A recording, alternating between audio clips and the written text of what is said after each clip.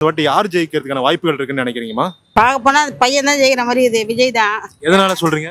எங்க வீட்டுல மொத்த ஓட்டம் பாதி முக்கால்வாசி ஓட்டு அவனுக்கு தாங்குது. குட்டி தவுளுன்னு குட்டி நான் அடிச்சா நீ செத்துருவேன். ஓட்டு போடு விஜய்க்குன்றது. நான் உதயசூரியன் தான் போடுவேன். யாருக்கு? உதயசூரியன். நீங்க மட்டும் உதயசூரியன்களா? நானும் எங்க வீட்டுக்காரெல்லாம் உதயசூரியன் தான். இப்போ போகிற பசங்களாம் போய் போட்டோம், யாருக்கடா போட்டோம், எப்படிலாம் ஜெயிக்கிட்டோம். நான் வந்து இங்கே உட்காந்தாதான் 10 ரூபா எனக்கு, இல்லைன்னா கிடையாது. புரியுதா சொல்றது? நான் வந்து பிளாட்பாரத்தில் உட்காந்து 10 ரூபா உட்காந்து வியாபாரம் பண்ணால் தான் எனக்கு 10 ரூபா சம்பளம், இல்லைன்னா இல்லை. இந்த பாரு கட்டினது அவரோட அப்பா, இப்போ இருக்கிற சிஎம்மோட முன்னாள் சிஎம் கட்டினது. அவர் கட்டினதுனால தான் நாங்கள் இங்கே உட்காந்து பிழைக்கிறோம். 23 குடும்பம் பிழைக்கிறோம். 1 2 23 குடும்பம். எக்ஸ்ட்ரா ஒரு 4 குடும்பம் வந்துக்குது. இந்த வாட்டி இப்போ கட்டி முடிச்சோடனே எக்ஸ்ட்ரா ஒரு 4 குடும்பம் வந்துக்குது. 30 குடும்பம் பிழைக்குது. நம்பி என்ன பண்ணலாம் சொல்லு, நீங்களே சொல்லுங்க. இப்போ இந்த ஆட்சியில வந்து இந்த பெரம்பூர் தொகுதிக்கு தேவையான வசதிகள் எல்லாமே கிடைச்சிட்டு இருக்குன்னு நினைக்கிறீங்களாமா? கரெக்டா வந்துட்டு இருக்குன்னு நினைக்கிறீங்களா?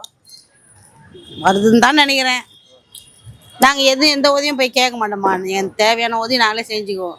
யாருன்னா போய் கேட்டால் தான் அந்த உதவி கிடைக்குதுன்னு நம்ம நினைக்கலாம், இல்லைன்னா இல்லை.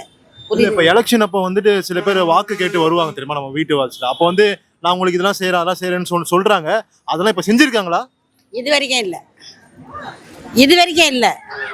பொய் சொல்ல, உண்மையாகவே இது வரைக்கும் இல்லை. முதல்ல இருந்தார், செல்வி அம்மா இருக்கும்போது ஒருத்தர் இருந்தார். உங்களோட கருத்து வந்து இந்த வாட்டி யாரு பெரம்பூர் ஜெயிப்பான்னு நினைக்கிறீங்க? எதிர்கட்சியில உட்காருவாங்க. யாரு டஃபா 2 பேருமே. நானா யார சொல்ல வரீங்க? 2 பேர்ல யாருன்னா ஒருத்தர். யார் ஜெயிப்பாங்க யார் தப்பாங்க தெரியாது. ஆனால் 2மே டஃபா இருக்குது. ஏன்னா 2 நிற்கிறதும் பெரியவர், அவனும் நல்லா வளர்ந்து வர பையன் நிற்கிறா. இல்லை ஒன்றும் பண்ண முடியாது.